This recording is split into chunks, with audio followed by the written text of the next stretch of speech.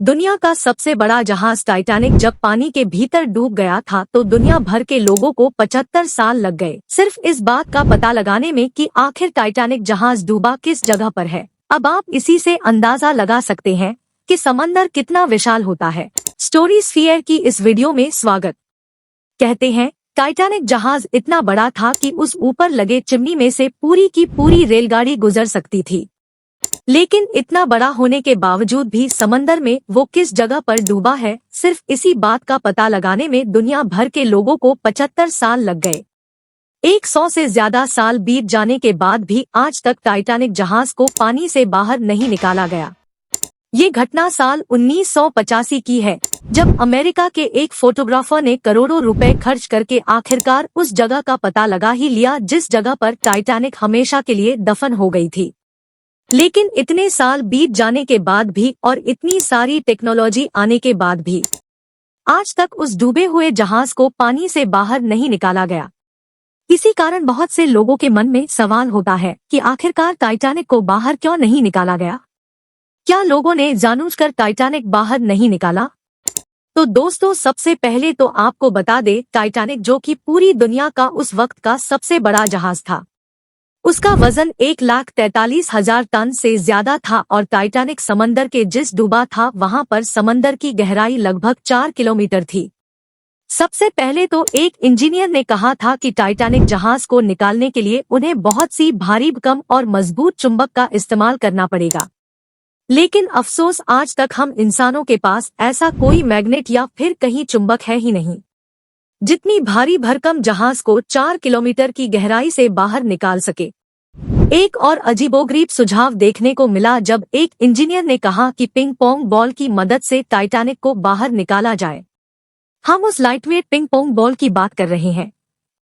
उस वक्त कहा गया था कि अगर टाइटैनिक को पिंग पोंग बॉल से भर दिया जाए तो उस भारी भरकम जहाज को ऊपर लाने में आसानी मिलेगी। मगर सुझाव देने वाले लोगों ने ये नहीं सोचा कि टाइटैनिक जहाज जिस गहराई पर है, पिंग पोंग वहां तक पहुंचने से पहले ही वाटर प्रेशर की वजह से फट जाएगा। एक इंजीनियर का कहना था कि टाइटैनिक जहाज को बाहर निकालने के लिए हमें बड़े बड़े बलून का इस्तेमाल करना पड़ेगा। हम उसी बलून की बात कर रहे हैं जिसे आप हॉट एयर बलून के नाम से जानते हैं। उनका कहना था कि अगर एलियम से भरे बलून को रोट टाइटैनिक के साथ बांध दिया जाए तो वो जहाज तो अपने आप ऊपर ले आएगा, यानी कि वो बैलून को हॉट एयर बैलून की तरह इस्तेमाल करना चाहते थे। अब आप अंदाजा लगा सकते हैं कि महज 4 से 5 लोगों को उठाने के लिए इतने बड़े हॉट एयर बैलून का इस्तेमाल करना पड़ता है। ऐसे में लाखों टन वजन को उठाने के लिए कितना बड़ा हॉट एयर बैलून की जरूरत पड़ती। ये वजह है इस आइडिया को भी बुरी तरह से नकार दिया गया। कुछ सालों बाद इंग्लैंड का एक और इंजीनियर सामने आया और उसका कहना था कि बर्फ की डेंसिटी पानी से कम होती है, यही वजह कि बर्फ हमेशा पानी के ऊपर तैरता रहता है। उसका कहना था कि अगर टाइटैनिक जहाज को पूरा का पूरा एक आइसबर्ग बना दिया जाए तो अपने आप पानी के सरफेस पर आ जाएगा।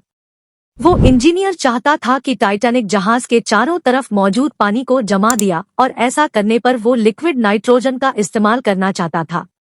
और आपको जानकर हैरानी होगी, इतने बड़े एरिया को बर्फ बनाने के लिए उस इंजीनियर को कम से कम 5 लाख नाइट्रोजन की जरूरत पड़ती और उससे भी अधिक हैरानी की बात ये थी कि समंदर के उस गहराई तक लिक्विड नाइट्रोजन को ले जाना ही असंभव था।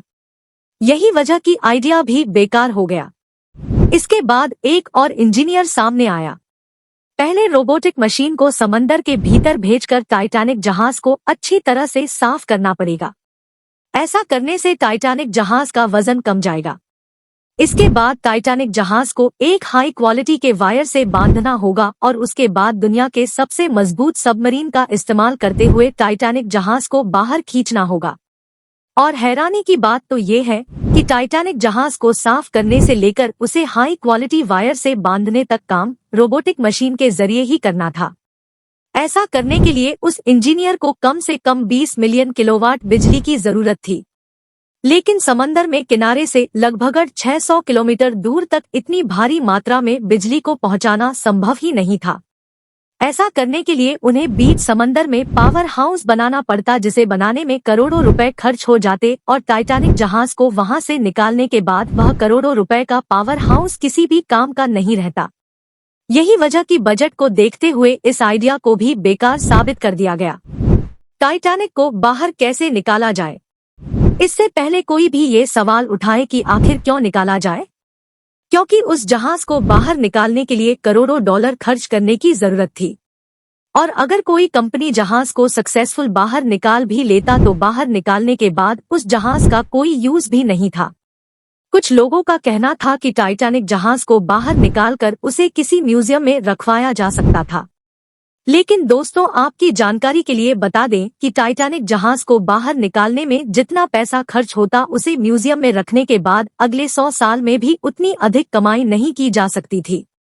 और उससे भी बड़ी समस्या ये थी कि टाइटैनिक जहाज को डूबे हुए 100 साल से ज्यादा का वक्त बीत चुका था। और ये तो आप जानते ही हैं कि लोहा अगर पानी में डूबा होता है तो उसके साथ क्या होता है। ठीक ऐसा ही उस टाइटैनिक जहाज के साथ भी हो रहा था। समंदर के अंदर मौजूद लाखों तरह के बैक्टीरिया लगातार उस जहाज को खा रहे हैं और वैज्ञानिकों ने अनुमान लगाया कि साल 2030 तक टाइटैनिक जहाज लगभग गायब हो जाएगा।